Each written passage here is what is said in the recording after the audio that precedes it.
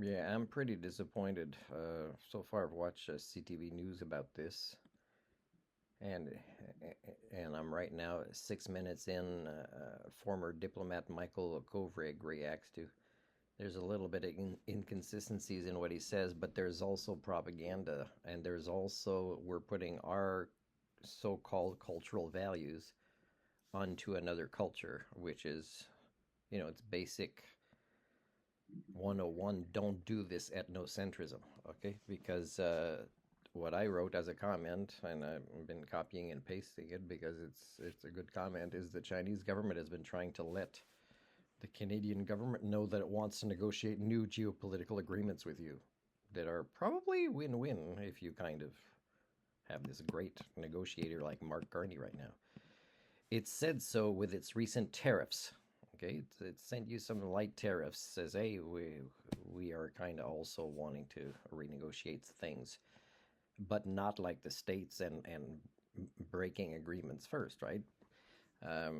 It's now trying to get your attention more assertively with word of these past executions. Okay, and no offense, but there should be, some role modeling that the Chinese does to us when it comes to drugs, right? We're kind of pretty lenient with this. We're lenient also with automobile debts, right? That where somebody can get their driver's license a few years later, after killing a child from being drunk. These kind of things don't show for me that we understand the concept of consequences for actions or penalties.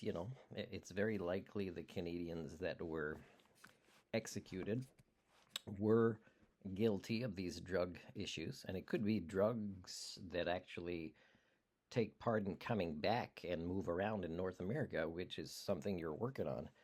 So you'd think, great, okay, thanks China for helping us make progress with this, which will help us negotiate with the USA, by minimizing this. But, do you have facts that says that these guys are innocent or that they didn't know there was a death penalty? And if you've known for a while, have you thought maybe, okay, can you please not execute them and we'll pay you to keep them in your jails?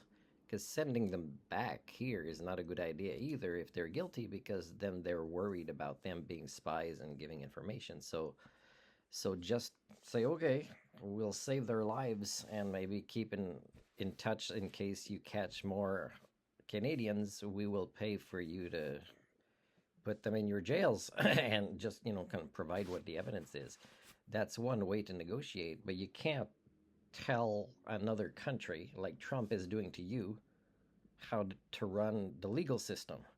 So I don't know if you realize this is one of the three cultural patterns of Canadian culture that I've been talking about that you must improve on, because it is also something that people makes that makes people trust Canadians less, or Canadian politicians, or Canadian culture. Laissez-faire, hypocrisy, which applies here, and also facilitating impunity. Okay, so you're not gonna like that I said this, but in case you didn't know, there are Canadian bad guys that go do things in other countries, in case you didn't know.